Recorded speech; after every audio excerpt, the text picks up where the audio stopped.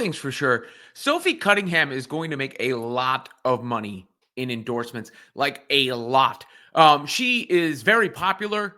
Number of reasons for that, as I've said, but adding her to the Indiana Fever, I mean, is only going to raise her profile so much.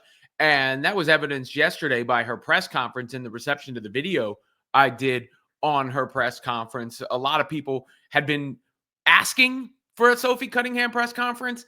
And then a lot of people watched when I discussed Sophie Cunningham's intro press conference. And, one, it's a testament to the Indiana Fever's popularity. Obviously, Caitlin Clark's popularity. Obviously, we're a player who averaged 8 points a game last year is getting that kind of attention. And that's not a diss to Sophie Cunningham. I think she's going to help the Fever a lot. She's tough.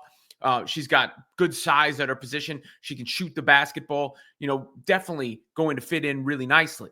But, for all of that attention, it goes to show you what the popularity of the Fever and Clark is, which was already on the record. Nobody needed any reinforcement for that.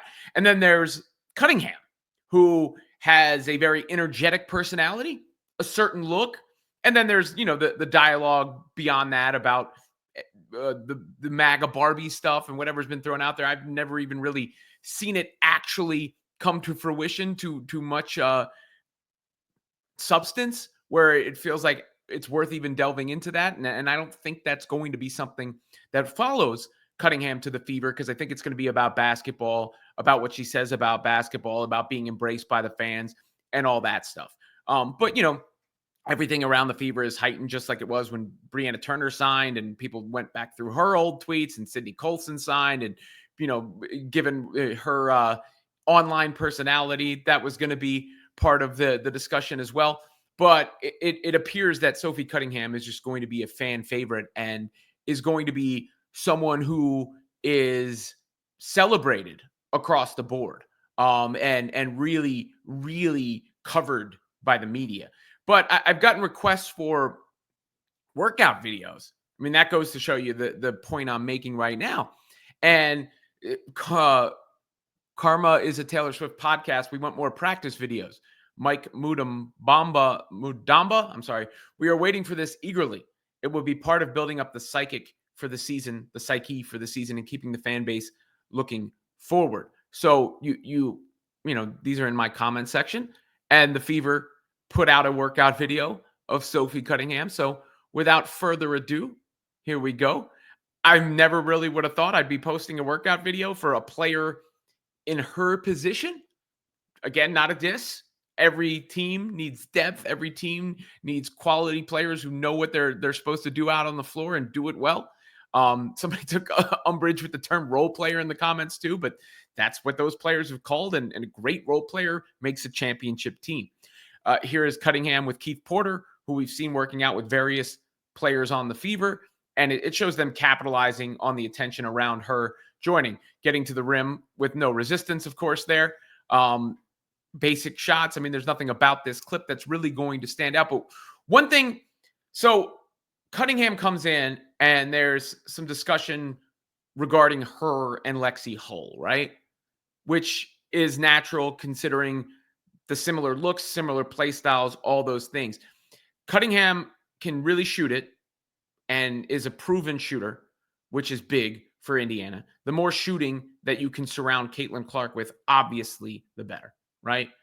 The other thing about Sophie is, while Lexie has a lot of tenacity defensively, and Sophie has moxie too, right? Like, it's not like Sophie's not tough. She definitely has toughness. But I would call Lexie Hull's defensive energy almost more frenetic.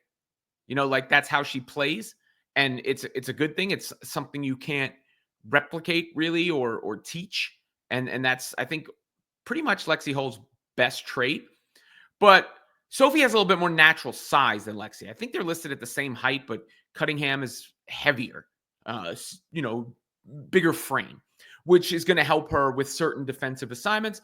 And I also think Sophie is a better finisher around the basket. I think that's one of Lexie's biggest weaknesses, is her finishing package around the basket. But I'm going to think they're going to play a lot, both of them. It's not, it's not mutually exclusive one or the other. I think especially if they come in together off the bench, that's boom, a big infusion of shooting for the Fever and options, and then lineup versatility too. I think Cunningham is capable of playing small ball power forward, which can allow the Fever to go to a real small team that really spreads the floor and really runs the floor. It's also going to make it so that if Lexie Hull gets in foul trouble with her style of play, that the Fever aren't doomed. So there's just so many different ripple effects from some of these moves and this move specifically. Speaking of Lexie Hull, she's looking physically fit. I think it's fair to say, as you can see. She posted something on Instagram. Caitlin Clark with a little joke. Dude, mix in an ab workout. Probs would be smart. Looks like Lexie Hull's abs are doing just fine. But again, the main point about all this really boils down to this. Last year, by the end of the season, there were 4 Fever players that I thought were reliable. Caitlin Clark, Kelsey Mitchell, Aaliyah Boston, and Lexie Hull. Now, that number has jumped when you add Natasha Howard, 5, DeWanna Bonner, 6, Sophie Cunningham, 7, Sydney Colson, I think you can call reliable in her role for sure, 8, probably Turner, 2, and then basically going 10 deep.